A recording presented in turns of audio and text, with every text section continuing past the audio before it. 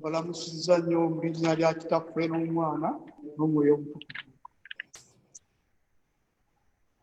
Era mbakulisa yonna gye mutambudde okutuuka nga muli naffe, era bonna abafiiriddwako abantu bammwe n'abalwazizza, byonna mbakwasizza Mukama. Ku lunaku lwaffe olwaleero okusaba kwaffe kukyuseemu katono olw'embeera eno eriwo ey'akawunkuli. Mu biseera ebisinga tunaaba nga tutudde wansi okuggyako n'abayimba oba n'aba asoma ekitundu oba n'aba nga ayogera oba nga alina by'alanga. Okusinga ennyo kye mbakubiriza kwe kuba nti mutaddeko masiki zammwe temuziggyako, era n'abayimbi bajja kuba batudde naffe bajja kuba nga basirise okuggyako omuyimbi omu anajja n'ayimbira wano wenyimiridde nga ffe tuwuliriza. Tunaamaliriza tebajja kuba caayi era tunaafuluma bufulumi. Bajjukiza nti buli muntu eyayingidde yayisizzaako wali mu ngalo sanitayiza eri wali, era n'erinnya lye okwewandiisa waliwo lisiti, olw'ensonga nti singa wabaawo omutawaana gwonna bayinza okugoberera wonna w'oba oli. Kyekikulu ennyo ekyo.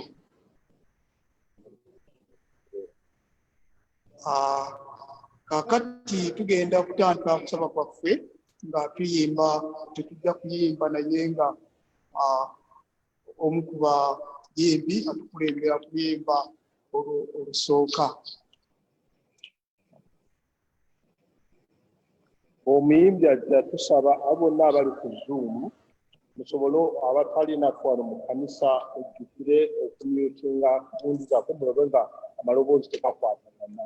Twamusabye agenema.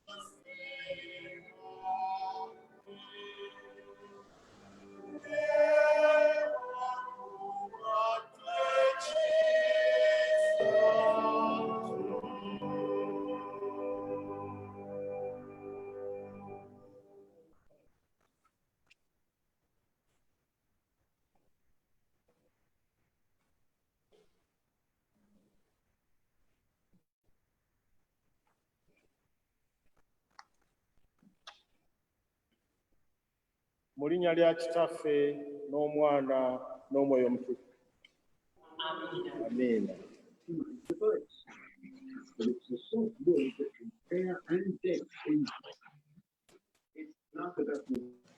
Ekisa kibeerenga gye muli n'ebiva eri Katonda Kitaffe Yesu Kristo. Amiina.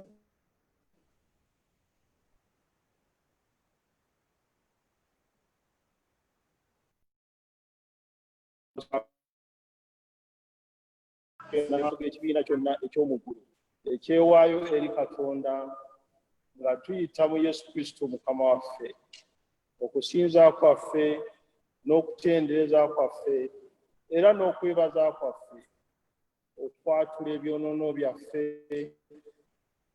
okusaba ku lwaffe ne ku lw'abalala, okwagala kwa Katonda era kwolese ebibala ebyekisa kye mu bulamu bwaffe, era tusabe olw'abalala ebyo byetaagibwa olw'obulungi bwabwe. Kale tufukamire era tusiriikire nga tumanya nti Katonda ali wamu naffe kaakano.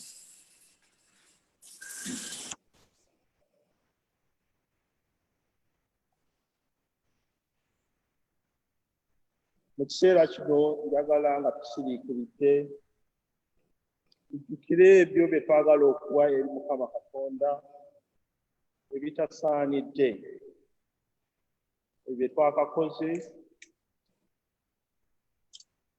ebyo tutakoze, okwemulugunya mu mitima gyaffe, okutwagaliza. Twewe eri Mukama nga tumusaba okusoma.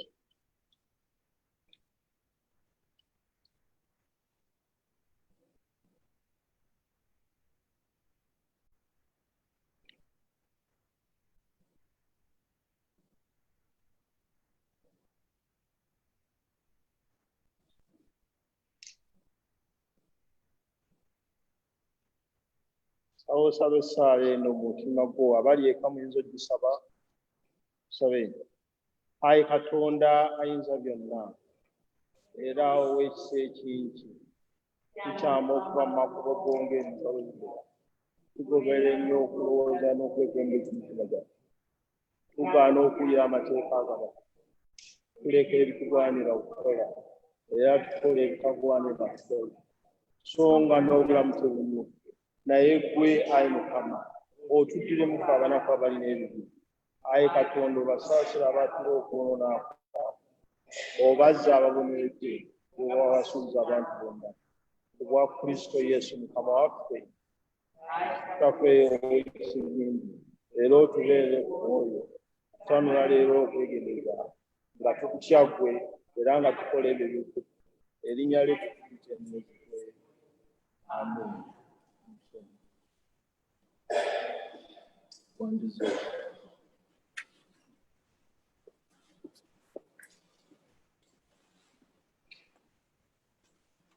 Mukama ayinza byonna era ow'ekisa ekingi, abasaasiremu, abasonyiwa ebibi byammwe byonna, abawa ebbanga kulongoosa obulamu bwammwe era abawa ekisa n'essanyu eby'Omwoyo Omutukuvu. Amiina.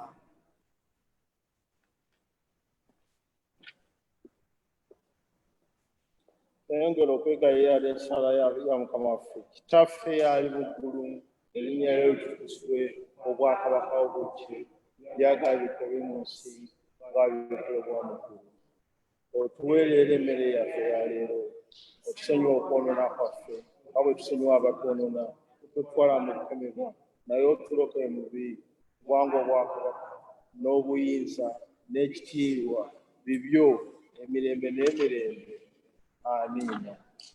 Ekitiibwa kibe eri Kitaffe n'eri Omwana n'eri Omwoyo Omutukuvu nga bwe kyali eky'olubereberye, bwe kiri kaakano, bwe kiriba emirembe n'emirembe. Amiina. Ngenda kusoma Zabbuli ey'ekikumi 26.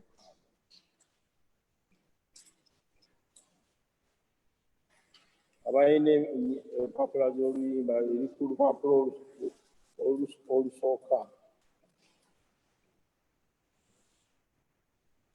Mukama bwe yazza nate obusibe bwa Isayoni ne tufaanana nga abo abaloota, akamwa kaffe ne kalyoka kajjula enseko, n'olulimi lwaffe okuyimba ne balyoka boogerera mu mawanga nti, Mukama abakoledde ebikulu, Mukama atukoledde ebikulu, kyetuvudde tusanyuka.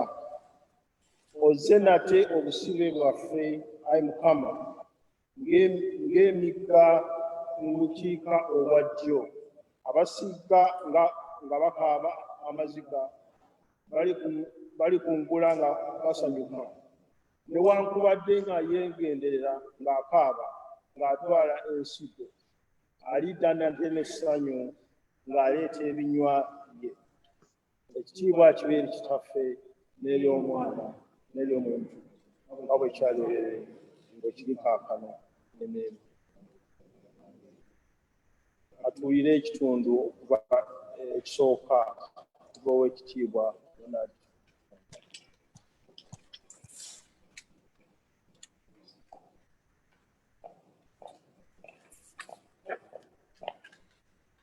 Well, I love them because I could see all of the things that your father had done when he gave them, all of the bits that they were put together with so.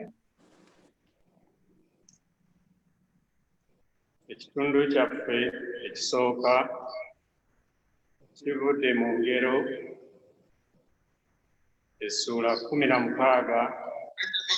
okutandika ku lunyiriri olw'ekkumi. Engero 16 okutandika ku lunyiriri olw'ekkumi.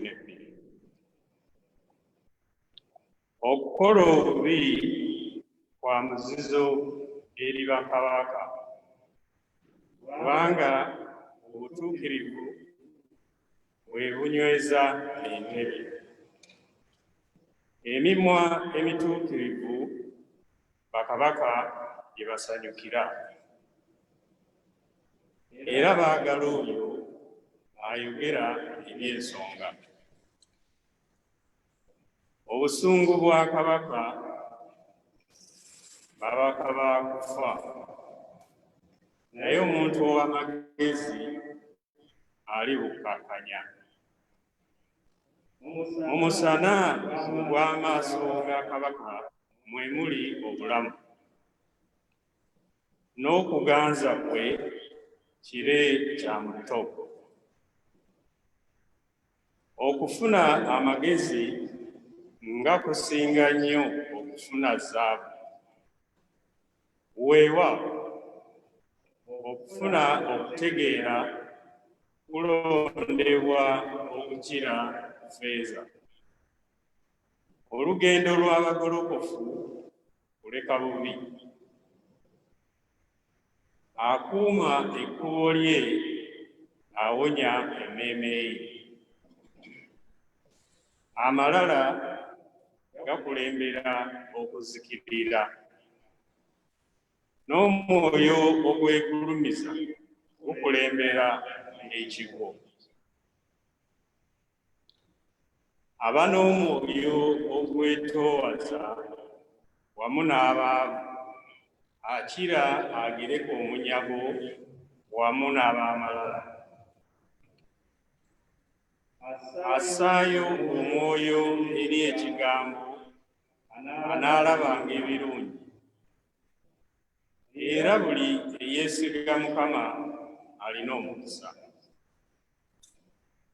Alina omutima ogw'amagezi banaamuyitanga mutegeere, n'obuwoomerevu bw'emimwa bwongera okuyiga. Okutegeera luzzi lwa bulamu eri nnyinigwo, naye abasirusiru obusirusiru bwabwe bwe bubabuulirira. Omutima gw'ow'amagezi guyigiriza akamwa ke, ne gwongera okuyiga ku mimwa gye. Ebigambo ebisanyusa bisenge bya njuki, biwoomera emmeeme era bwe bulamu eri amagumba. Waliwo ekkubo omuntu ly'ayita eddungi, naye enkomerero yaalyo makubo ga kufa. Kitundu kyaffe kikomye awo.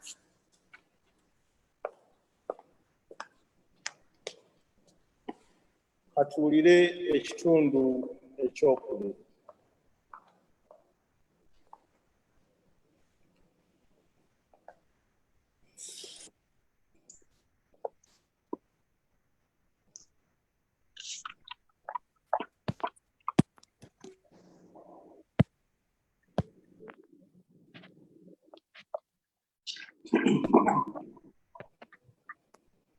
Ekitundu kyaffe ekyokubiri kivudde mu Baluumi ssula 12 okutandikira ku lunyonyi olw'10 okutuuka ku lunyonyi olw'15. Abaluumi 12 10 okutuuka 15. Mu kwagala kw'Oluganda mwagalanenga mwekka na mwekka. Kitiibwa buli muntu agulumizenga munne mu kunyirira ennyumba yaabwe. Abasanyufu mu mwoyo nga mubeera baddu ba Mukama waffe. Musanyukenga mu kusuubira, mugumiikirizenga mu bulamu, munyiikirenga mu kusaba, mugabirenga abantu bye beetaaga, mwanirizenga abagenyi,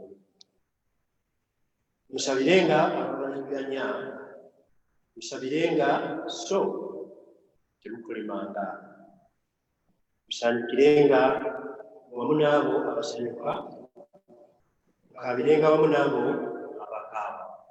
Ekitundu kyaffe ekyokubiri kikomye awo. Kamalirira.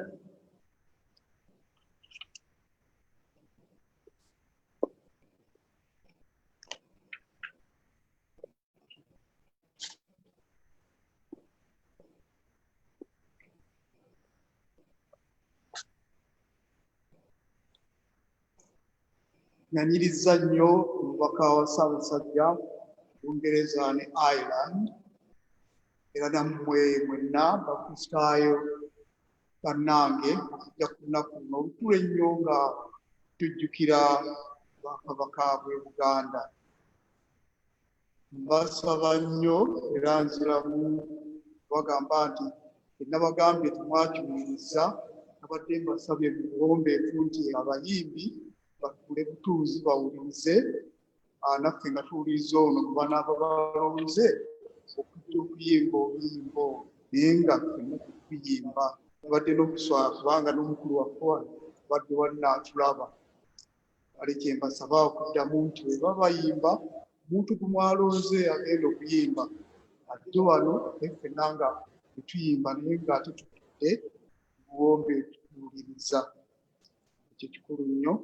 N'ekyokubiri nziramu nti bwe babadde mujja wali okunaagaako mu ngalo zammwe ne sitanayiza era n'okwewandiisa wali singa abadde tukikoze okulabika nti obaddewo kusaba kuno singa abaawo okubuuliriza kwonna kubakawukuyonaanibo babategeera ali abaddewo n'endagiriro nga bayinza kugamba okunoonyaawo wonna wonooba. Kale byebyo ebikuba ennyo. Kiddako nga bwe nagambye dda nti ennaku nnene nnyo tufiiridde abantu baffe bangi nnyo, tulina okubateeka mu nsaala zaffe okufiirwa lugendo lunene nnyo olutakoma. Kale abasinga abadde bakristaayo mu kkanisa yaffe eno kati tulina okuddamu okubasabira n'okujjukira eŋŋanda zaabwe mu Uganda olw'okufiirwa okwo kunene nnyo. Okusaba okujja okuddako kujja kuba kwa makungula okutegeka mu Septemba. Olwaleero ebirabo ebigenda okuweebwawo n'okubadde banateekawo kibbo tujja kuteeka wano kugamba olw'okwe tujja kuyisa nsawo nga tuyisa bulijjo ne munajja muteeka mu ssente zammwe ate ne mudda mu kyolyammwe tugenda okukikola. Sirina bingi nnyo bisingawo tunaabyogera nga okusaba kwaffe kugenda mu maaso. Mwewale nnyo okumpuliriza.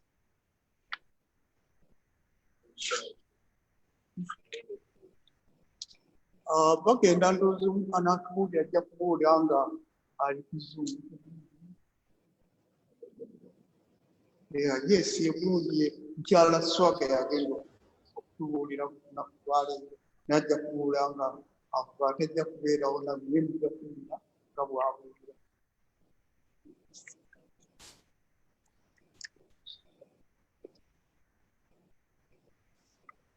Lwatusaba ahostinga asobole okukonekitinga ne mukyala Swaga essaawa eno.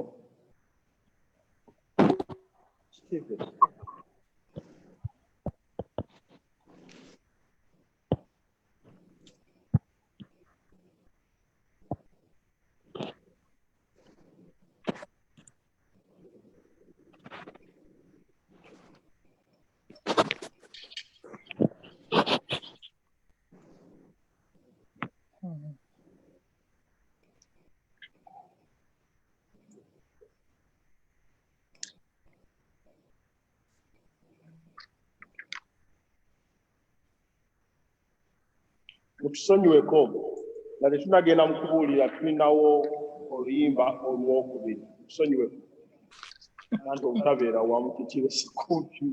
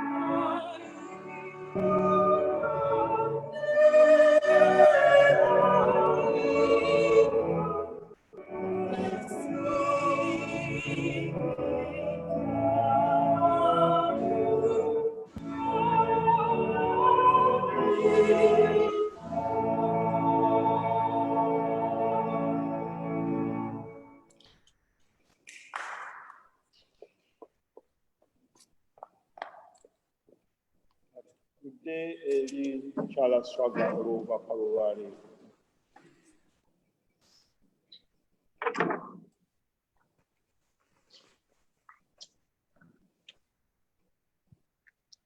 Kama waffe yeebazibwe.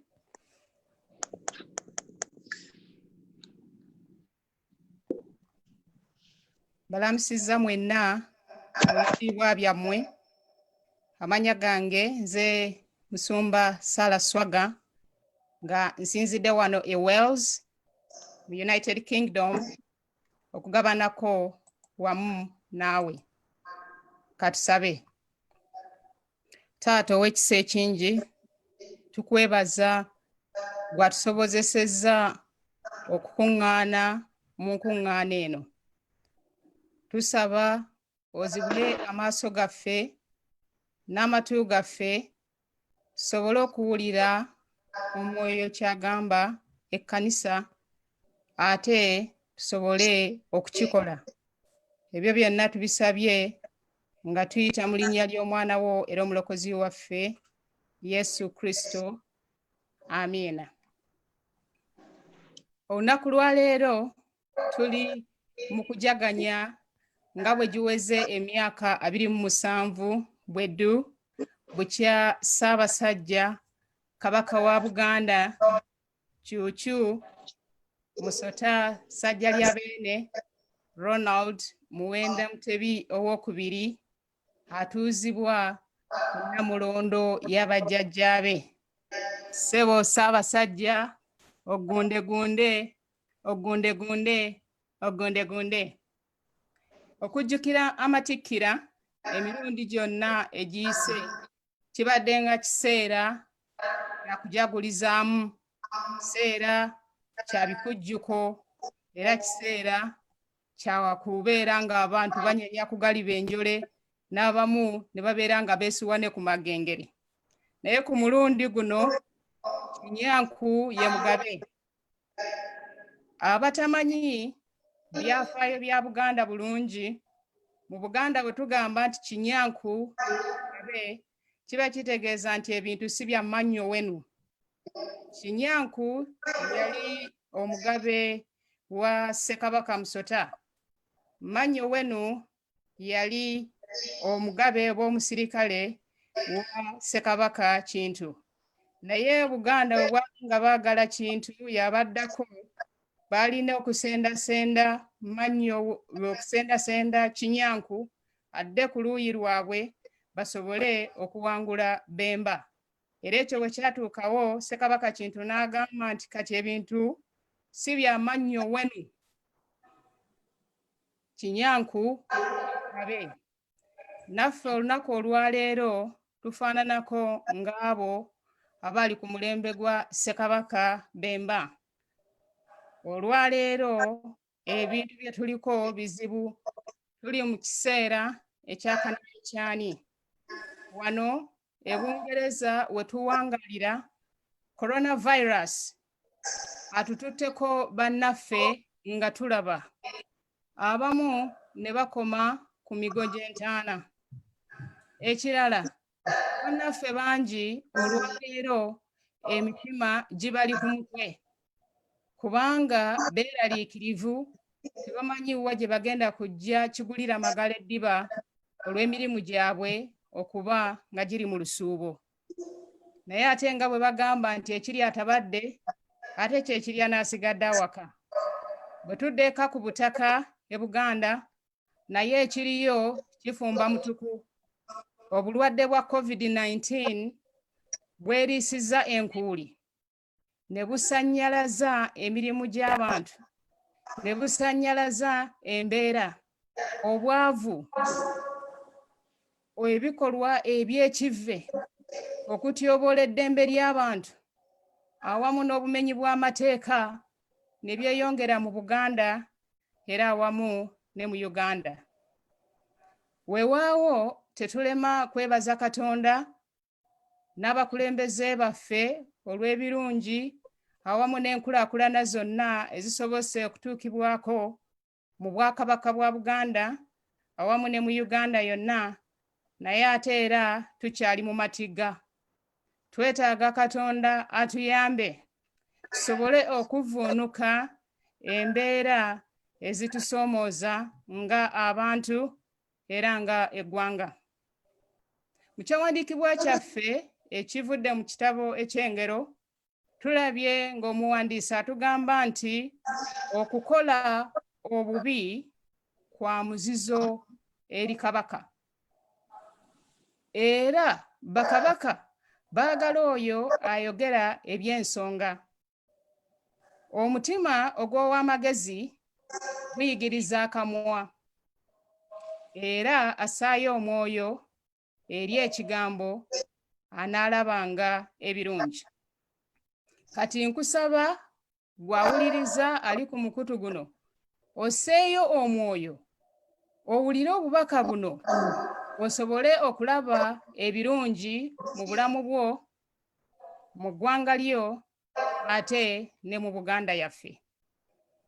Okusooka nsaba weebuuze, lwaki embeera ezo zitutuuseeko nga Abaganda, Obuganda era nga Bannayuganda? Era ani ali okumalawo n'okutulugunya Obuganda n'eggwanga lyonna erya Uganda? Era alina kigendererwa ki? Ekituufu kiri nti Abaganda ne Buganda ffenna tuli bantu ba Katonda, era Katonda yatutonda mu kifaananyi kye, mu kitiibwa kye, era n'atuwa Obuganda ne Uganda okuba obusika bwaffe, era tubeere nga tubyeyagaliramu. Wabula Sitaani, omukemi, omulyolyomi, omussi okuva ku lubereberye, omulimba, yali emabega ow'okumalawo Obuganda, Uganda n'obulamu bwo. Era ng'ekigendererwa kya Sitaani kwe kumalawo okwesiima n'okweyagalira mu nsi yaffe Mukama gye yatuwa. Kati nsaba buli Munnayuganda okimanye nti omulabe w'Obuganda, omulabe w'Obuganda, omulabe w'Obwakabaka era ne Uganda yonna ye Sitaani. Sitaani yali emabega w'ebizibu byo byonna gwe ng'omuntu ssekinnoomu. Sitaani yali emabega ow'ebizibu bya famire yo, ne mubeera nga muwalaggana ate nga muli baana ba taata omu, n'olumu muli baana bande emu. Sitaani yali emabega ow'enjaga n'okukozesa ebidagaladagala gattako obwalujuuju obukutte ejjembe mu Buganda ensangi zino. Sitaani yali emabega wa COVID-19 okutulugunya abantu, okubatta n'okuzikiriza emirimu gyabwe. Sitaani yali emabega w'okumenya amayumba, olumu nga n'agamenye tasasulangako yadde Simoni. Sitaani yali emabega awaba tulinako obuyinza ng'abalimbalimba nti bye bakola bituufu nnyo babyongereyo mu maaso. Sitaani yakka ku abo ababa bayisibwa obubi n'abagamba nti mwerwaneko, mwekalakaase, musobole okuwulirwa, musobole okuyambwa. Ate bw'amala nakka ne ku bali abalina obuyinza n'abagamba nti mwategedde, babaguddeko olutalo, kakati nammwe muzambalire. Sitaani yagunja entalo wakati wa zi gavumenti zonna mu nsi n'abantu be baba bakulembera. Kwa Sitaani ye asanyuka buli okuyiwa omusaayi bwe kubaawo, ye Sitaani asanyuka. Katonda tabisanyukira ebyo. Omusaayi gw'omuntu ogutaliiko nsonga buli lwe guyiika ku ttaka guleeta ekikolimo, guleeta obuzibu ku bantu ne ku ggwanga. Ennaku ne yeeyongera. Ne coronavirus bwasse abantu, Sitaani yafunyeemu. Katonda tasanyukira kukaaba na kubonaabona kwa muntu yenna, oba Mukristaayo oba si Mukristaayo. Kati gwampuliriza olwaleero, njagala okitegeere nti Sitaani ye mulabewo. Sitaani yali emabega w'emivuyo gyonna n'obubi bwonna bw'olaba mu bulamu bwo, mu maka go, mu kkanisa ne mu Buganda awamu ne mu Uganda. Bayibuli eyogera nti omubbi tajja wabula okubba, okutta n'okuzikiriza. Era ebirabo ebirungi biva eri Mukama. Kati amakulu gaakyo gwe buli kirabo ekibi ky'oba olaba ekyo manya kivudde wa Sitaani. Ate bw'oddako emabega mu lubereberye essuula ey'okusatu tulaba awatali Sitaani kukema Adamu ne Eva tewaali bubi wadde okufa. Weewaawo gwe ng'omuntu bwe njogera gwe amaaso go tegalaba Sitaani. Bw'olaba oyo anyaga ettaka lyo, olaba coronavirus na mirambo gitokomoka, olaba bwavu bukwetoolodde, olaba Buganda na Uganda kuzikirira. Ffe tulaba bantu bannaffe nga be batuliisa akakanja, tulaba bakulembeze baffe, naye ye Katonda si bw'atyo bw'alaba. Weewaawo naye alaba abatuukiriza obubi gye tuli, naye ye alaba okusukulumawo, era alaba okusukka we tulaba. Katonda alabira ddala nga emabega w'abantu abo n'embeera zonna embi z'oyitamu nga Sitaani yali emabega. Kati naffe nsaba okuva ku mulundi guno ogwa 27 tutandike okulaba nga Katonda bw'alaba. Tusaanidde tulekeraawo okubeera abakiiso kya mbuzi ekirekerera omussi ne kitunuulira omubaazi. Sitaani ye mulabe waffe. Sitaani yaleeta ebikolwa ebikyamu. Sitaani yayingira mu muntu n'amusendasenda n'amugamba nti kaakati olaba bino by'okola bituufu ate nga ddala akimanyi bikyamu. Naye twebuuze Sitaani ono ye yaani? Sitaani ye malayika eyajeemera Katonda era alwanyisa obutonde n'ebitonde bya Katonda byonna. Sitaani yasikiriza era yasendasenda abantu okujeemera enkola za Katonda entuufu, ennungi, ezireeta emirembe mu nsi ne mu bantu. Sitaani talina langi oba omubiri gy'oyinza okumulaba n'amaaso go. Sitaani si ze embugo abantu ze beesiba, era Sitaani si ye musamize w'oku kyalo ky'ewammwe.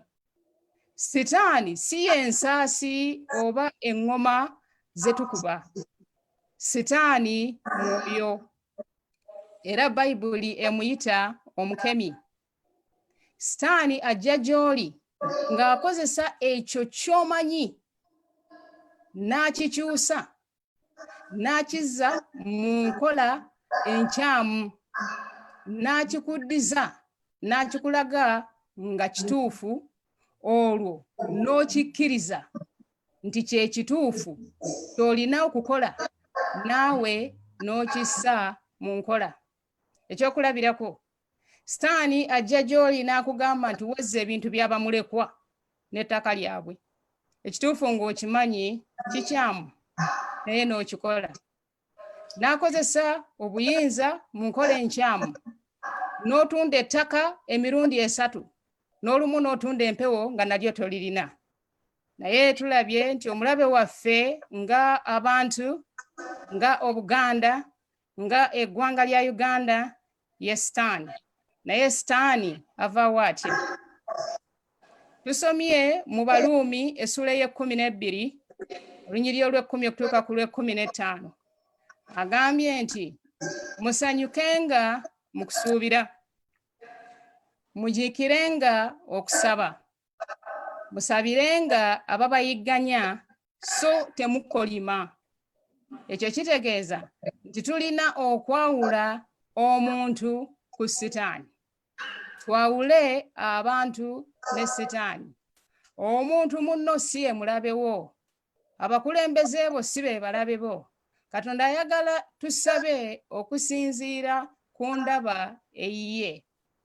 Bwe tusaba nga abantu bwe balaba, tuba tukolima bukolimi. bayibuli etugaana okukolima. Essala ey'okukolima eyongera bubi ku bubi.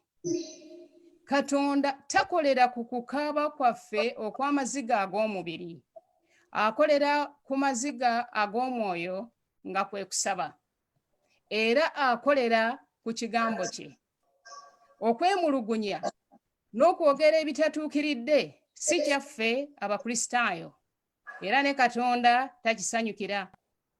Bayibuli etugamba nti muwenga abakulembeze bammwe ekitiibwa, si abo bokka abalungi, kubanga teri bukulembeze butava eri Katonda. Era nze nkakasa nti emu ku nsonga lwaki tutubidde mu bizibu nga bassekinnoomu nga eggwanga, lwakubanga tusaba bubi. Tusaba nnyo naye embeera ebadde tekyuka. Kati tulina okukyusa software sitaani alyoke abeere nga tujjako engalo ze. Ensaba entuufu yeeruwa. Mu kiseera kino ensaba esobola okumalawo COVID-19 mu ggwanga, okuzza Obuganda ne Uganda ku mutindo, okukomyawo ebibiina by'abeegassi, okusobola okufuna okulonda okwannamaddala okutaliimu bukuusa kyekubiira wadde okuyiwa omusaayi.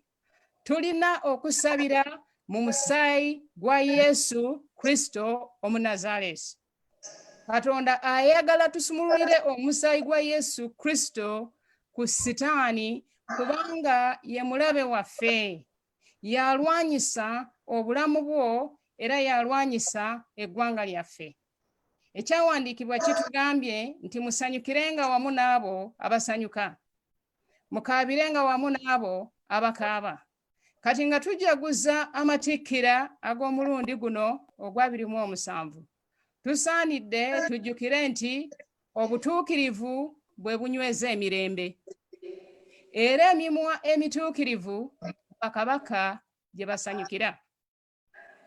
Ekyokukola, kati buli lunaku omwezi guno ogutandika, tubeere nga ffenna tusawa kimu nga enkuyege, tusumululirenga omusaayi gwa Yesu Kristo ku bwakabaka bwa Buganda, ku Paalamenti ne ku masaza gonna aga Buganda awamu ne gavumenti yaffe eya Uganda. Lwaki mu mbeera eno tusumulula omusaayi? Oba lwaki tusabira mu musaayi ng'ebintu bitabuse? Omusaayi gwa Yesu Kristo gwe twogerako kati si gwe guli omusaayi ogwakulukutira ku mubiri, ku musaalaba ne ku ttaka. Ogwo gwakala dda, kubanga n'abagenda mu nsi ensuubize tebagulabako, gwafuuka enfuufu. Omusaayi ogwo ogwakulukutira ku musaalaba gwali gwakutuukiriza kufa kwa Yesu Kristo era n'okutuggyako ekibi kye twasikira ffe ng'abantu okuva ku Adamu ne Eva. Omusaayi guno gwe twogerako olwaleero, omusaayi oguwangula entalo, mwoyo. Bw'oyogera ku musaayi oba oyogera ku mwoyo. Omwoyo guno gulimu obusatu obwa Katonda Kitaffe, Katonda Omwana ne Katonda Omwoyo Omutukuvu. Kati bwe tukoowoola omusaayi gwa Yesu Kristo, bamalayika ba Katonda awamu ne Katonda mu busatu bagolokoka okuwulira omwana waabwe oba bannayuganda kye baagala babakolere. Bw'okoowoola omusaayi gwa Yesu Kristo oba okoowodde gavumenti nnamba eya Katonda yonna okujja okukola oba okuwangulira embeera. Nsaba otegeere nti olutalo lwe tulimu si lwa mubiri, olutalo lwa mwoyo, ate omwoyo gwe guwangula omwoyo. Ekirala, Yesu yawangula Sitaani. Tuli bawanguzi n'okukirawo. Tewali kitonde kyonna kisobola kuwangula Katonda, kubanga ali mu ggwe w'amaanyi. Kati koowoola omusaayi. Bayibuli etugambye mu kubikkulirwa tibaamuwangula n'omusaayi gw'omwana gw'endiga. Ani gwe baawangula? Sitaani. Sitaani bamuwangula ku musaalaba, naffe tusobola okumuwangula. Katusabe. Taata ow'ekisa, tukwebaza olw'ekigambo kino. Kyenva nsaba mu linnya lya Yesu Kristo nga twegattidde wamu n'abooluganda bonna mu bitundu gye bali, nga tusumulula omusaayi gwa Yesu Kristo ku bwakabaka bwa Buganda, ku nsi yaffe eya Uganda, okumalawo ebikolwa ebya Sitaani. Era ne tukoowoola obulungi bwo n'omukisa gwo okweyongera kw'abo abatukulembera, okweyongera kw'abo abaagala obulungi. Ekitiibwa n'ettendo Mukama tubikuddiza, nga twebaza nga tuyita mu linnya ly'omwana wo era omulokozi waffe Yesu Kristo. Amiina.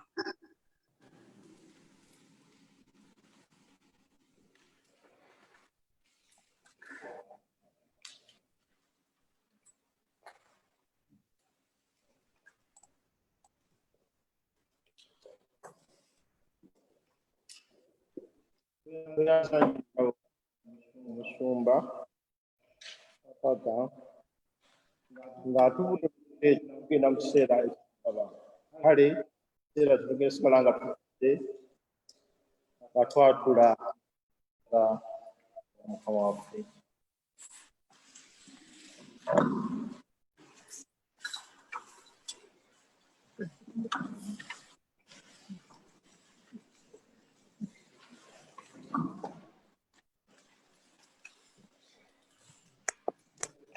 Leero enzikiriza bannaye tugiwoba ekitiibwa tujje kubaseeka. Nzikiriza Katonda Kitaffe Ayinza Byonna, omutonzi w'eggulu n'ensi, ne Yesu Kristo omwana w'Omukama waffe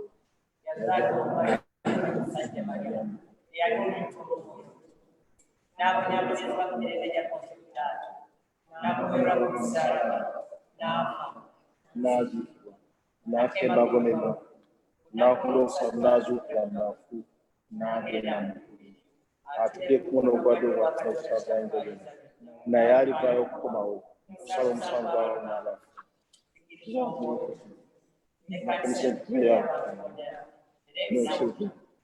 N'okuseera kimu n'okuzuka kw'abafu n'obulamu obutaggwaawo.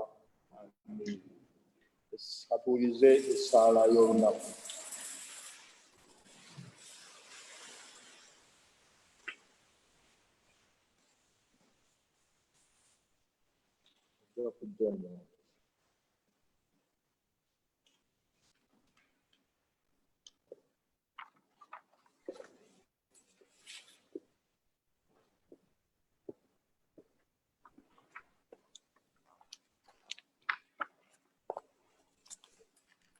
Essaala ey'olunaku, essande Sabbiiti ey'omunaana ey'okusatu nga ewedde.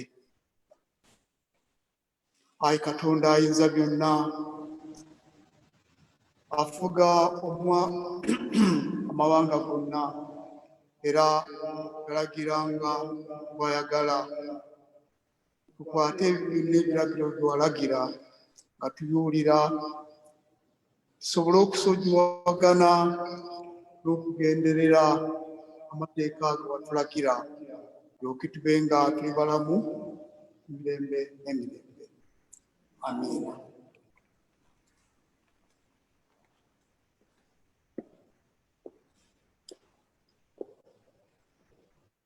Eyongera okusaba n'essaala eyo. Ayi Mukama, twegayirira omusana gwaffe mu nzikiza yaffe, otukuume n'ekisaasi ekingi, otuggye mu kabi konna ekiro kino olw'okwagala kw'omwana wo Omulekaayi omulokozi waffe Kristo. Amiina. Eyongera okusaba twegayirira.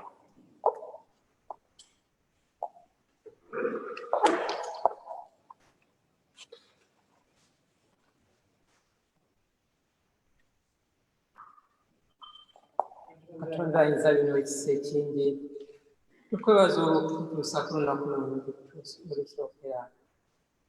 Olunaku olwaleero nga tukuza emyaka 27 kasooka nga Ssaabasajja tuzibwa ku Uganda. Mukama Katonda kitaffe tukwebaza okuba nga olwaleero oluvannyuma lw'emyezi 5 tukomezaawo mulimayo okukusinza weewaawo embeera tenabeera nga twagimanyiira naye era tukwebaza kubanga otukuumye kubanga gwe wekka gwomanyi amagenda gaffe n'amadda bwekityo Mukama Katonda waffe tukwegayiridde otusonyiwe byonna bye tukoze ebitakusanyusizza twenenya Mukama Katonda kitaffe era ebyo byonna ebitali birungi ebiri mu bulamu bwaffe tukwenenya olw'ebibi ebingi Mukama Katonda kitaffe twenenya olw'ebibi ebyabajjajja baffe ebyabazadde baffe n'ebyaffe byennyini bye tukoze mu kumanya ne mu butamanya naye gwe Katonda omulungi gwe wagamba nti ffe tuli mu kifaananyi kyo era wagamba nti tolituluka bwekityo Mukama Katonda kitaffe tetuva tudda gy'oli nga twenenya nga twegayirira otusonyiwe ayi Mukama Katonda kitaffe owulira okusaba kwaffe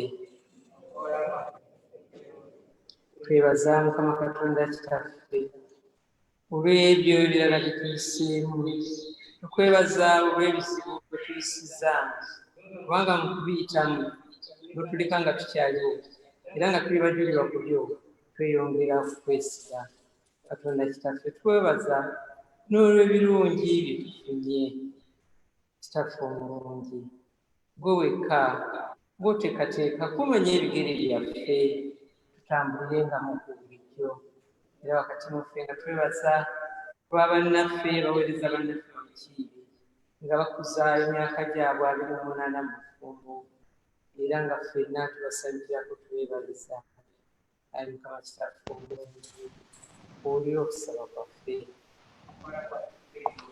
Katonda ayinza byonna amawanga gonna tukwegayirira olw'eggwanga lyaffe Uganda kitaffe omulungi tukwegayiridde ow'abafuzi baffe bwebyo watukwasa tukulembera n'omwoyo gw'ogwo obwa Katonda bakozesenga obuyinza bwe wabakwasa Mukama Katonda kitaffe nga bamanyi nti bafuga bantu bo Mukama Katonda kitaffe tusabira Ssaabasajja Kabaka wa Buganda Ronald Muwenda Mutebi n'Abagereka n'olulyo olulangira lwonna Mukama kitaffe owafukeko amafuta ago bongera okumanya n'okwesiga batulire mu birowoozo byo mu kukutya mu kukusinza ne mu kuwa ekitiibwa era tusabira bakabaka bonna b'ensikira n'ensi yonna tusabira olukiiko lwa Buganda ne bonna abalutuulamu kitaffe omulungi bateesezenga ensi yo olw'okugitwala mu maaso kugikulaakulanya ng'abantu bo bakuwa ekitiibwa kitaffe omulungi tukwebaza kubanga gwe totuleka ewulira okusaba kwaffe Mukama tuleeta mu maaso go abamukadde b'amakanisa tusabira bishopu waffe wasala Christopher tusabira bishopu atwala ekitundu kino wa Kingston Bishop Richard tusabira abalabizi baffe aba Uganda abali Uganda tusabira awa Uganda Bishop Kazimba Mugalu tusabira Bishop waffe ow'Enamirembe Bishop Kitolwalya era tusabira n'ekkanisa yaffe ya St. John's na bonna abatukulembera owa Kisula Gyoli omudduwo Canon Charles Kodat omudduwo Reverend Godfrey Kazio nabo bonna abamuyambako ne Lisa Eswick tusabira ekkanisa yaffe eno ey'okusinza mu Luganda n'amakanisa gonna mu Uganda Mukama Katonda kitaffe tuwe okulaakulana tubeere ekitiibwa kitaffe omulungi tumanyi ffe tuli mu nyenye y'amaaso go bw'otyo nga bw'okuuma emunyenye y'amaaso go Mukama Katonda kitaffe okuuma ekibiina kino eky'okusinza mu Luganda nga bakutya nga bakwesiga era nga bamanyi nti bwe yatandika omulimu omulungi bwotyo bwogenda okumaliriza. Ayi Mukama Katonda kitaffe, waleme okubeerawo empulunguse yonna ereeta okutakukatamuka, waleme okubeerawo empulunguse yonna Mukama Katonda waffe ereeta ebbala ebbi mu kusinza n'ekibiina kyonna ekyokusinza Mukama. Ayi Mukama Katonda kitaffe, leka omusana gwo bwe gutyo gwake gumalawo ekizikiza mu nsi yonna, naddala mu kibiina kyaffe ekyokusinza mu Luganda. Tutambulenga nga tukwesa ekitiibwa, nga tulindabirwamu oyo abantu mwe balaba ne bagamba nti ddala abaana ba Katonda era bawa Katonda ekitiibwa. Owulira okusaba kwaffe, Ayi Mukama. Mu kiseera kino Mukama Katonda kitaffe, tusabire amawanga agalimu obutabanguko. Mukama Katonda waffe gwe tewatonda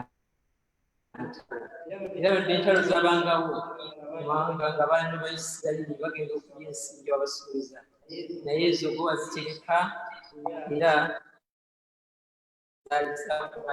obuka bwabwe bwali busuubiza. Ni Mukama Katonda kitaffe, ensi yonna kaakati kyejjudde obutabanguko, abantu battingana awatali nsonga. Ayi Mukama Katonda waffe, obakwateko, okwate ku bafuzi, oggyewo empaka, oggyewo amalala, oggyewo emputto mu bafuzi ne mu be bafuga. Katonda kitaffe, bamanye nti gwe Katonda twagaliza okubeera mu mirembe mu nsi eno gye watuwa ffenna, kubanga gwe wateeka ensi n'ozisalaasala, n'oteekawo ennyanja era n'oziwa ensalo zaazo. Katonda kitaffe, tusitula gy'oli Hong Kong, Venezuela, Cambodia, Myanmar, Syria, Mali ne Zimbabwe. Naffe omulungi twagala emirembe, emirembe egyo gitojjere mu nsi, gitojjere ku nsi Katonda gye watonda. Tubeere ffenna nga tetuwuliziganya kutirimbula abantu mu ngeri y'ekyobubonero, mu mubiri ne mu ngeri zonna ezitawaanya obulamu bw'abantu. Ayi Mukama Katonda kitaffe, tuwaayo gy'oli abalwadde abali mu malwaliro n'abali mu maka gaabwe.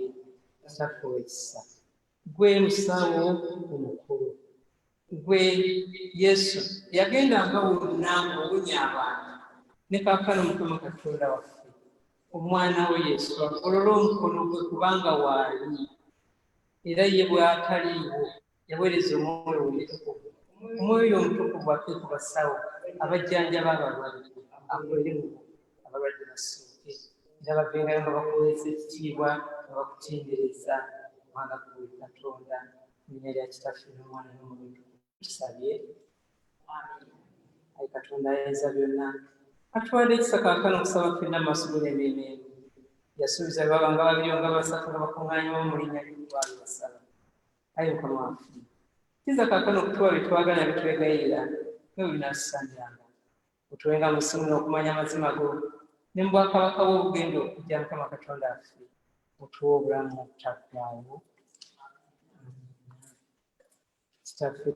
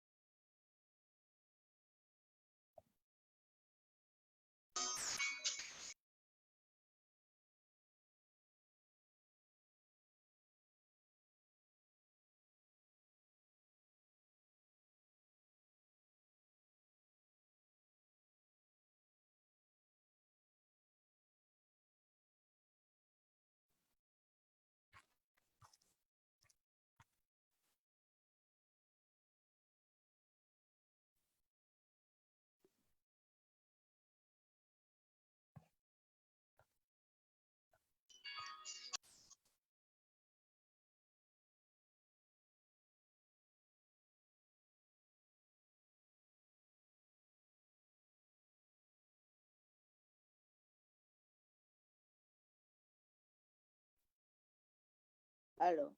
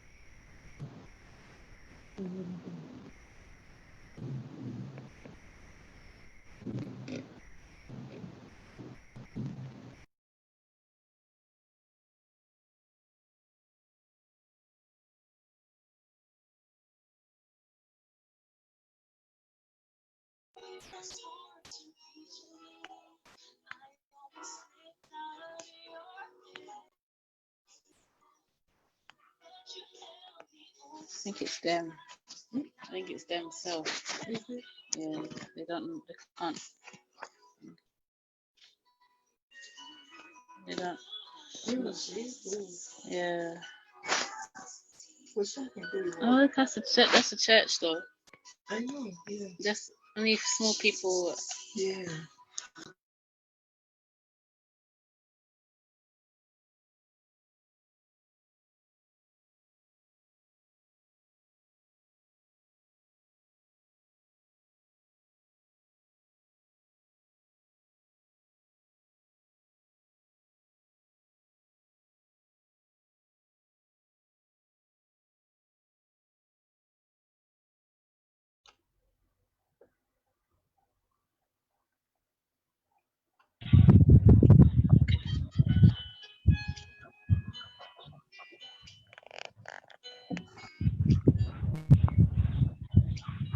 It's them. Hello? Can you unmute Alex's phone? Unmute the laptop. I know. Can't hear anything. Eno. Only a few people were allowed to attend the service. They're all wearing masks. Yeah. Connected yapudde bannange. We can't hear anything. Sorry.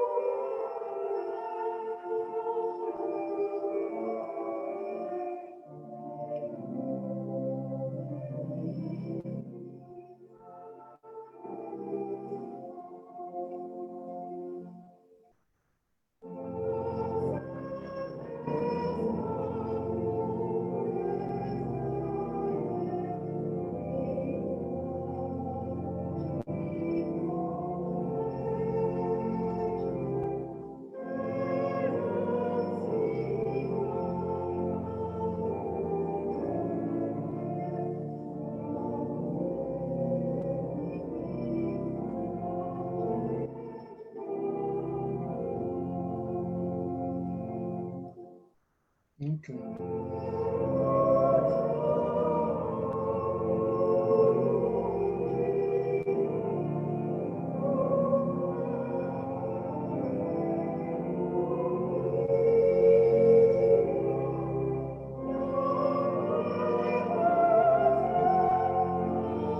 Yeah, yeah. I think Monday, the whole thing, but I lost the feed completely from both laptops. Hey, Kali, I'll switch off. Okay. Oh, hello? What's the problem?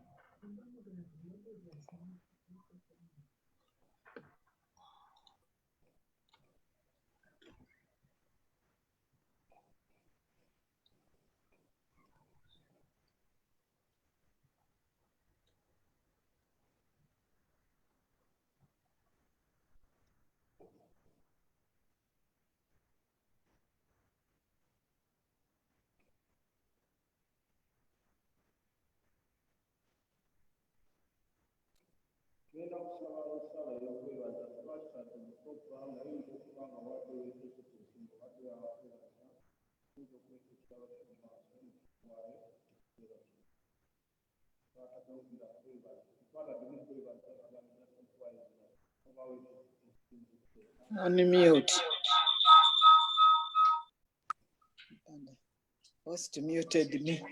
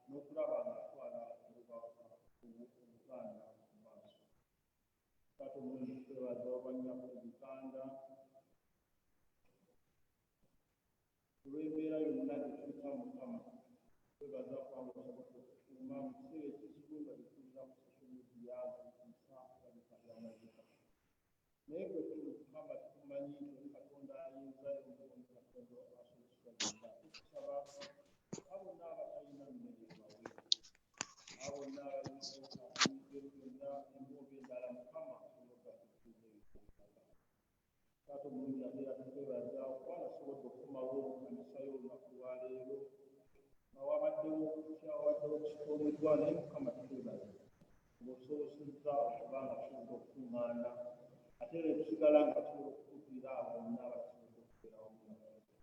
Ate omuli tusaba okwongera obukuumi bw'obukuumirizi yaffe tusobola okuwa amaanyi okuwa obulamu Mukama oyongera okuweereza nate era n'omwezi ogw'omwenda n'ebizibu byonna. Ate omulundi twebaza ow'emirimu gyaffe, twebaza ow'amaka gaffe, twebaza ow'enganda zaffe, twebaza ow'emikwano gyaffe. Era Mukama tukwebaza naawe tumanyi abasobola okuwangula obulwadde bwa COVID. Mukama nate era tutukira abo abasobodde obutawangula ne famire zaabwe tuzeekanga omwoyo gyo. Ate omulundi tukusaba okutudde nga bannayuganda mu kiseera kino era tusobola okuwa amaanyi okukola nga tusobola okuweereza n'okutuukiriza emirimu gyo. Tugenda kusaba nga tukamana Yesu Kristo Mukama waffe.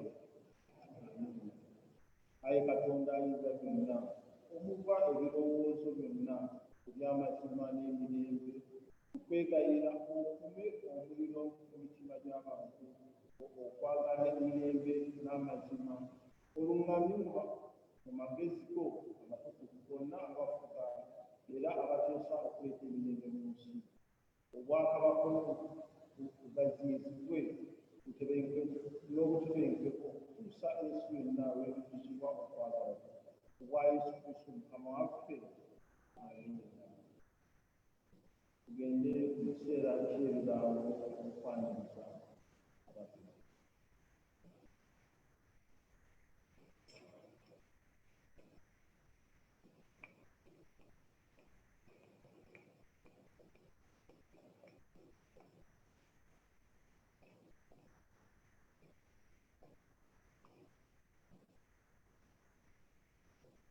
Omubaka wa Ssaabasajja mu UK Island Oweekitiibwa Mulotaaya n'alumya abakungu abalangira n'abambejja abaami n'abakyala bonna abali wano n'abakristaayo bonna abatwegasseeko zombi. Mbaliriza nnyo okusaba kwa leero nga twebaza Obwakabaka bwa Ssaabasajja Ronald Muwenda Mutebi owookubiri okuweza emyaka 27 ng'atutemeka nnyo ng'ate Lavureni twebaza nga lwe lusoose okukunganirako awamu wano mu kkanisa yaffe ekyaga lockdown etandika. Mukama mulungi. Twebaza Katonda bannange olw'ekisa kyatulaze ekitalojjeka n'atuwa ekirabo ky'obulamu era nga tumwebaza basaba n'obuwombeefu ffenna tuyingire tukuleko Mukama ngalo ez'omwanguka tumwebaza.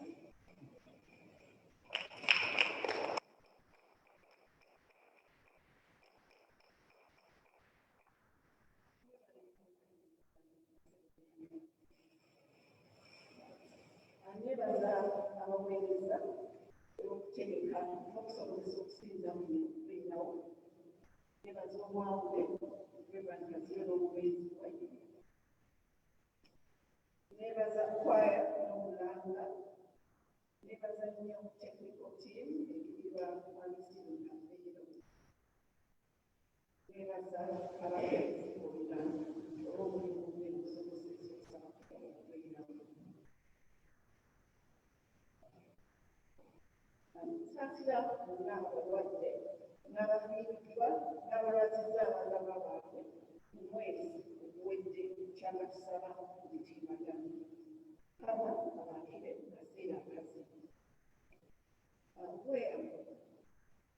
Omwezi ogwayita July obweyamo gwali paundi 5.99 pence 94.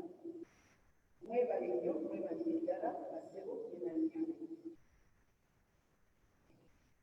Nyongera okubakubiriza okujjumbira enkola ya standing order ng'engeri y'okuwa obweyamo tweyongere okutambula n'obulembe bwa tekinologiya tuleme kusitula newankubadde katiikaza.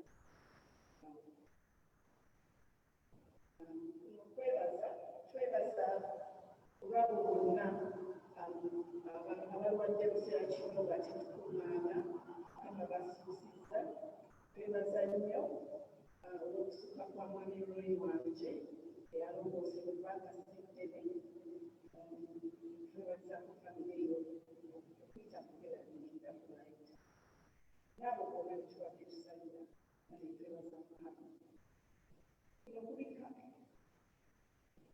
omwami Okusinza Olukereze akakiiko Okusinza mu Luganda yafiirwa omwana we Lavia Namaganda Kizza 15 Julayi yalwala mangu n'afa era yaziikibwa e Buganda. N'omwami Mukristo munnaffe omwami Grace Kitayimbwa yafiirwa mwannyina mukyala Joy Gera Kitayimbwa yafa nga 16 Julayi e Uganda era naye yafa mangu teyazuukuka yagenda okwebaka n'atazuukuka nga naye yaziikibwa mu Uganda. Kitalo nnyo bannaffe olw'okufiirwa okunene.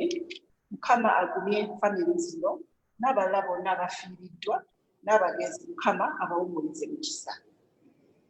Okusaba kwaffe okuddako kwe kuliba okwamakungula nga 7 Septemba tetumanyi oba tulibeera wano naye tujja tuwabulwa amateeka agatwebwa gavumenti ne Church of England.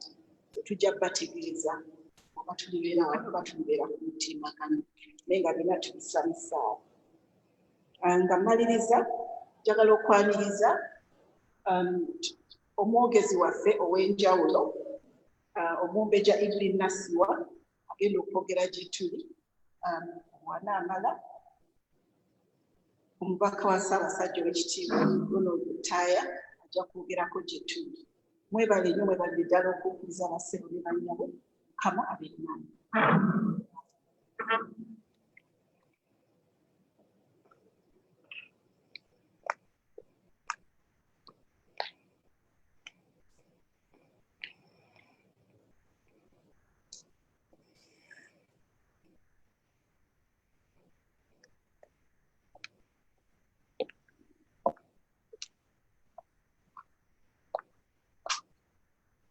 Mukama waffe yeebazibwa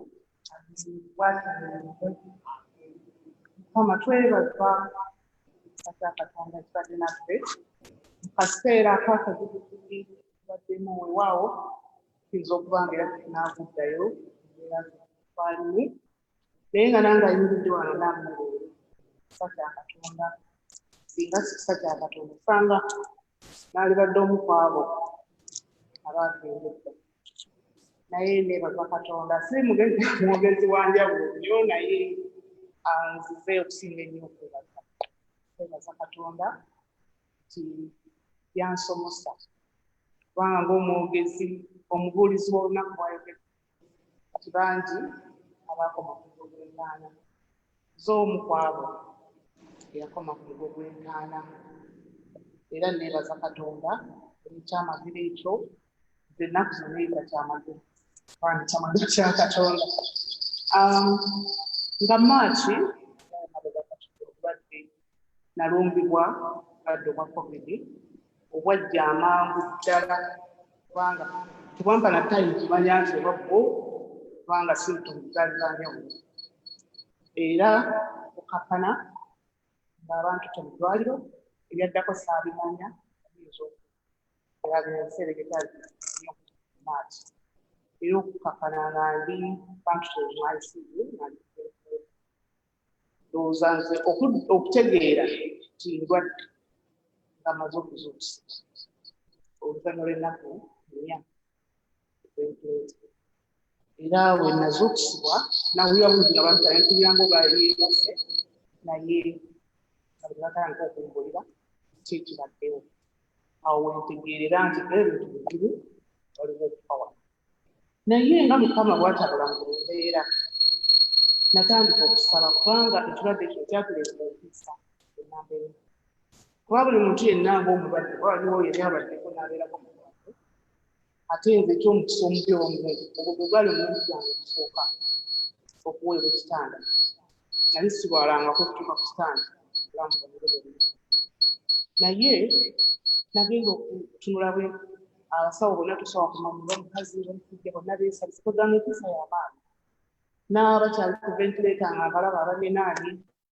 So naye Mukama n'ampa ekisa n'ensaba n'entandika okusaba nga nsabira entiisa eyo okuvaawo. Era entiisa Mukama n'akiwulira n'anzijjako entiisa kubanga entiisa yannyambala n'entandika okulaba n'engamba nti kufa. Naye amangu ddala nga nfunye amaanyi n'enzikakkana n'ensigala mu kusaba. Ate bannaye bakusa bannaye nze mu experience eyange mu kaseera ndaba nti buli bw'osaba ng'ate olina okukkiriza Mukama ayanjula nange kubanga buli kintu kye namugambanga bwe baakeberanga nga balaba ngenda nkola ki ntereera nga buli kimu kidda ki enomo. So olwo olunaku lwenzijukira obwensodde naye ntegeerera nga tufunyawe ne baŋŋamba ne wajjawo batherapist abaali balina appointment right website baŋŋamba Monday owa speech nowa physics baali balina okujja okwembala kuba nali sobola kutambula n'okwogeranga eddoboozi kola ki naye bwe bantwala ku ward n'ensigala mu kusaba baŋŋamba naye Mukama njagala Monday olutuuka navudde mu ddwaliro.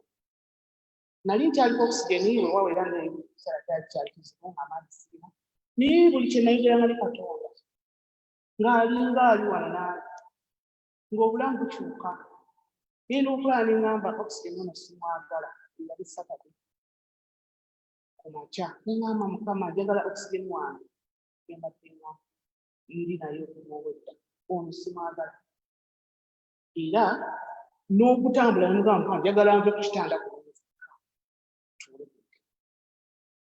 naye omusawo yajja nemusaba nemugamba njagala onnyambeko naye n'atunuulira bw'ati nga takikkiriza ky'omuntu oyo asobola okumala nemugamba nsoma gwe nnyambako mpozesa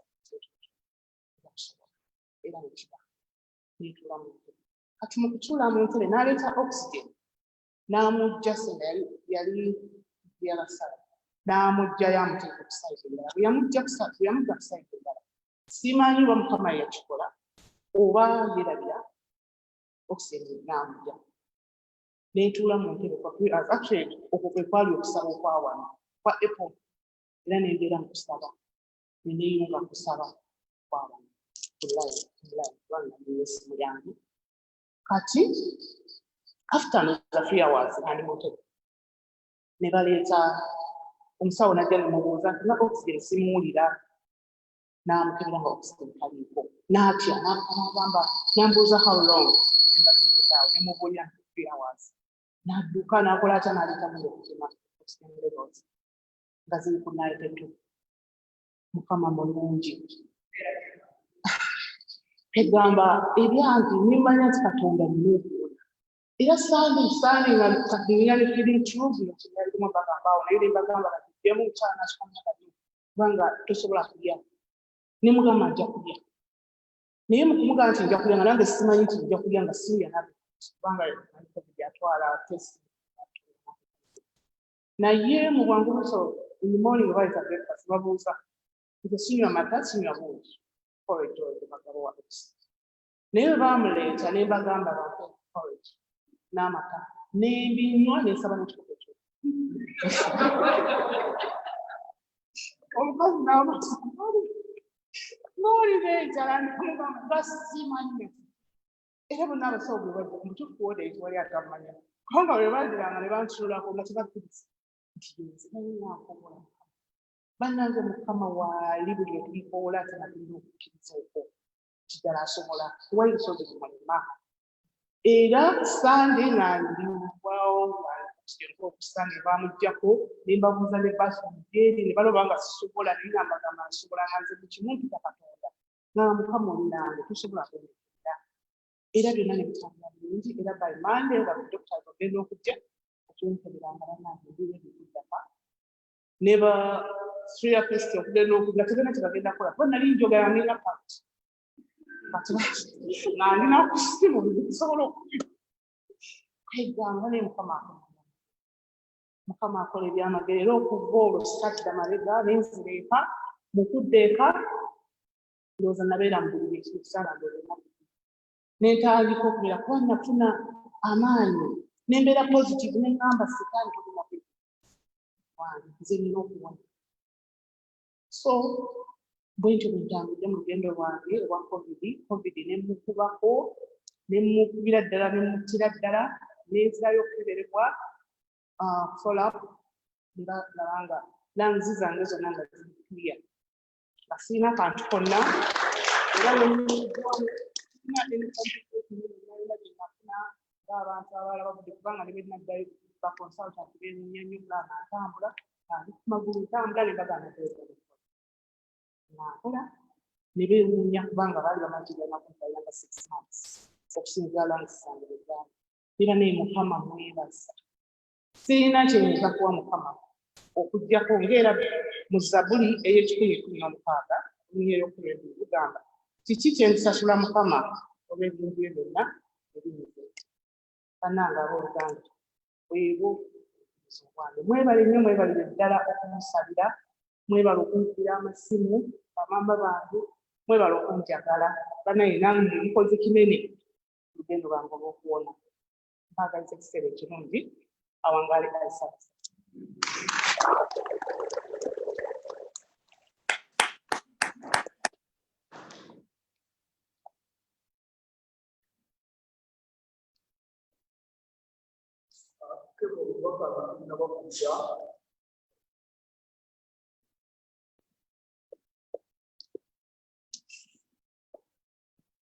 nina essanyu okubategeeza nti kati mwami Mutyaba afuuse full priest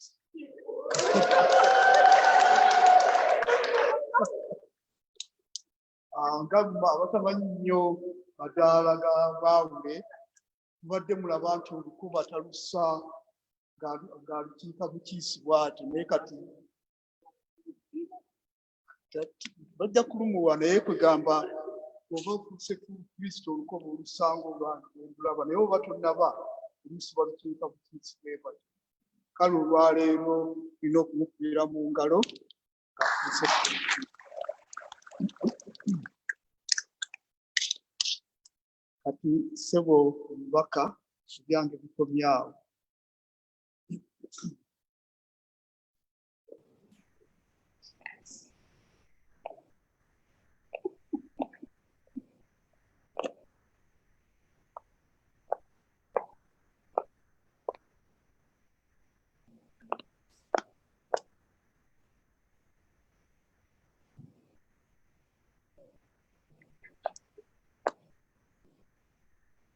Abalangira n'abambejja basaava ne banaava abakulu abatukulembedde nga mwe muli nabo okufuna ccepe olwaleero ccepe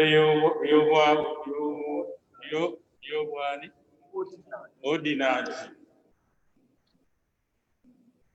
abasajja n'abazaana bassaabasajja mwenna abali wano n'emikwano gyaffe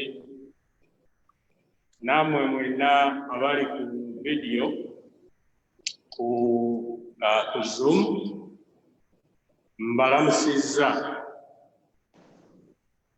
ate era ndi musanyufu okubategeeza nti Ssaabasajja n'atasibwa mugeeri Kyukyu Magulu Nnyondo ennaku zino bamuyita nantabimpingibwa gyali ateredde entende mu lubiri lwe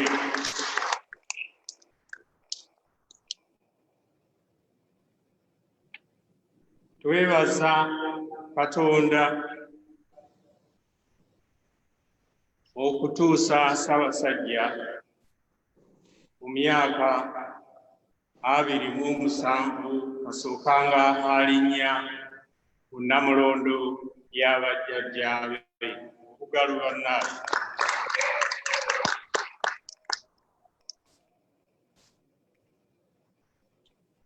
Nina obubaka obwavudde e Mengo mu ofiisi ya Katikkiro. Obubaka buno bugenda bwe buti. Obubaka bwa Katikkiro mu kusaba mu Church of England e Waterloo nga 2 Augusito 2020. Mbalamusizza nnyo era mbeebaza emirimu gyonna gye mukola egyammwe n'egiwagira Obwakabaka bwa Buganda. Mu kiseera kino ensi yonna eri mu kusoomoozebwa olw'ekirwadde kya ssennyiga Corona. Era mmanyi bulungi nti nammwe eyo mukoseddwa nnyo. Kubagiza abo bonna abafiiriddwa ab'eŋŋanda zaabwe olw'obulwadde obwo. Tusaasira nnyo n'abo abakyali mu malwaliro, ate twebaza Katonda olw'abo abassuuse. Katwongere okusaba Katonda atutaase obulwadde buno, era nnyongera okubakubiriza okugoberera okulambika kw'abasawo n'abakulembeze okusobola okulinnya obulwadde buno ku nfeete.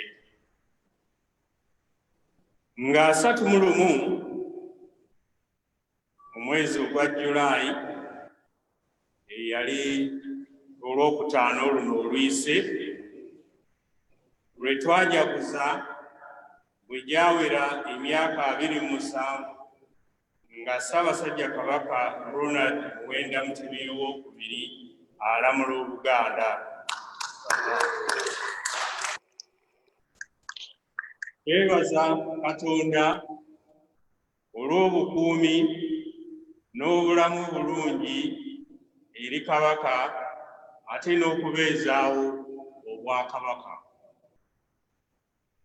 Mu myaka 27 egyakayita tulina bingi bye tutuuseeko, okugeza embuga zaffe zonna zaatunuulira, amagombolola gonna g'omu Buganda agaali gatwalibbwa Obote, zonna ebyapa baabituuliza. Abaami ba Kabaka kubeera ddala ku Katikkiro okutuuka ku batongole ku byalo weebali era emirimu bagikola. Omutanda azizzaawo ekirime ky'emmwanyi n'ebitooke. Ajjanjabye endwadde nga mukenenya, nalubiri, okutonya fistula, okugema abaana n'endala nnyingi. Era atumbudde ebyenjigiriza omuli okutandika amasomero n'amatendekero. Beene era atonzeewo ebitongole n'amakampuni mangi mu bbanga lino ebiwadde abantu naddala abavubuka emirimu. Tubeebaza kubanga tutambulidde wamu mu nteekateeka z'okuzza Buganda ku ntikko, era tubakubiriza okwongera okwettanira ensonga z'Obwakabaka, weewaawo n'okukola ennyo eyo gye muli.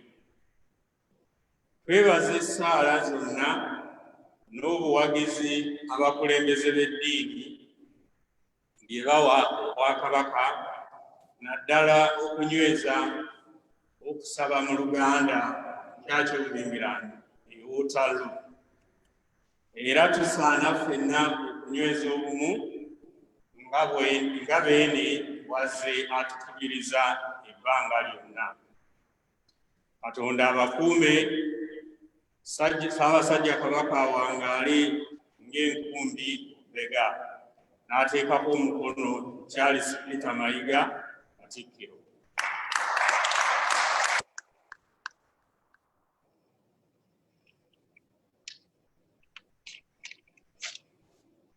Uzayimbo abeera omu.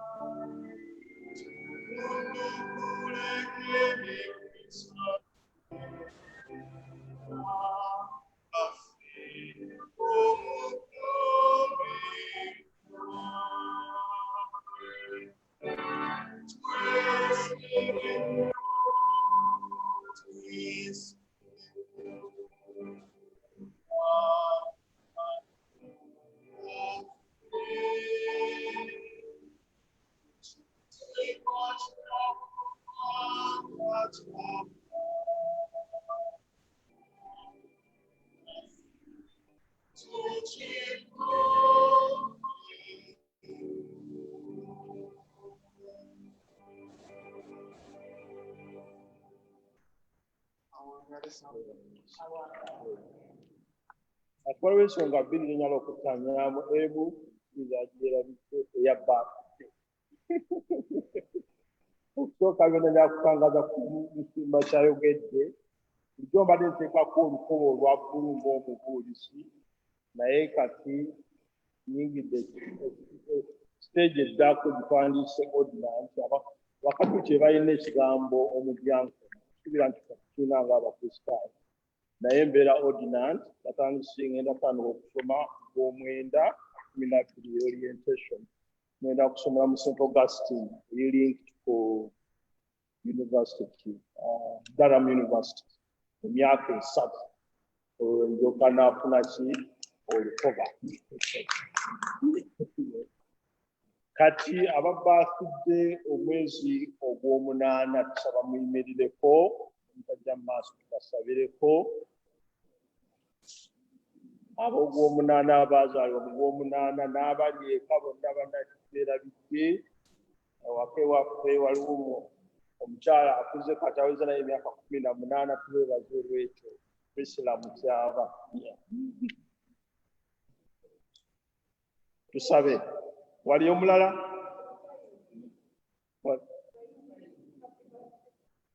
Tusobola kusaba.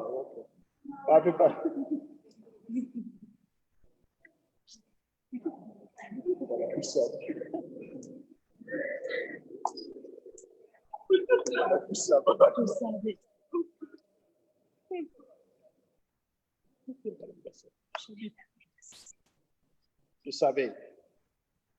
Taata omulungi, tukwebaza olw'abaddu bonna abazaana babayimiridde, abeebaza olw'okuweza emyaka gyonna gye baliko mu kiseera kino. Tukwebaza olw'obulamu bwabwe, tukwebaza olw'obukulu bw'obawadde. Taata omulungi, tubawongera tubateeka mu mikono gyo nga tukusaba Mukama obawanirire, obawe amagezi, obawe amaanyi, obongere amaanyi Mukama mu mirimu gyabwe gye bakola mu maka gaabwe, era kyebatuusaako Mukama okuwa bajjukire okuba olunaku lwaleero nti bw'obakuuma era bw'obakulembera mu bintu byonna. Ebyo tubisabe nga biyita Mwana wa Yesu Kristo Mukama waffe. Amiina.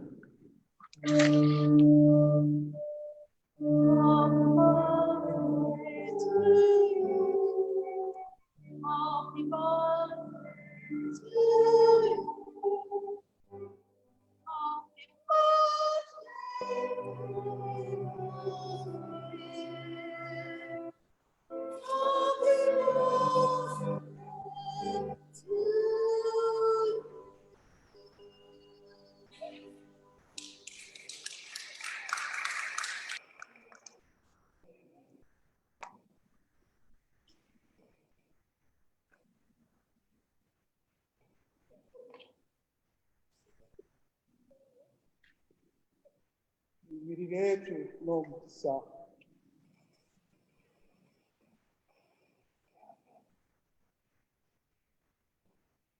Emirembe gya Katonda ekisinga okutegeera kwonna gikuume emitima gyammwe n'amagezi gammwe olw'okwagala Katonda n'Omwana we Yesu Kristo.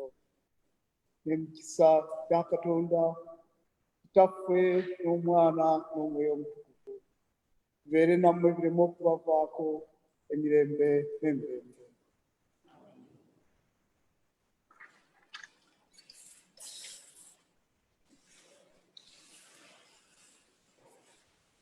Tugenda okuyimba olusembayo olwokuna. Ano muyimbi waffe oluyimba olwokuna.